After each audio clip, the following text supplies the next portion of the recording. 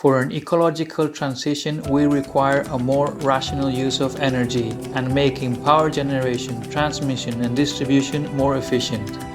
We consume energy everywhere to move, to work, to produce, to connect and to create.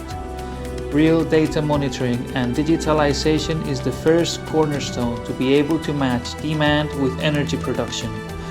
Monitoring critical assets like underground high voltage cables diminishes system outages and in turn increments the whole system efficiency. High voltage underground electricity networks are assets that require a high level of investment. They entail great access complexity and high repair, installation and assembly costs. Their maintenance and in particular the ability to predict and find the component and location of a fault is critical to guarantee the continuity, efficiency and quality of energy.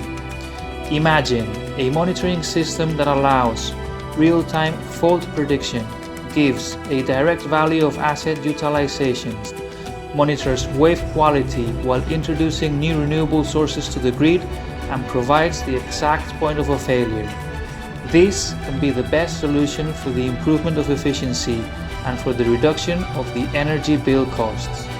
For all sectors, monitoring with real-time, precise data has enormous benefits. Lumiker has developed the best solution to enable it, CAMOS.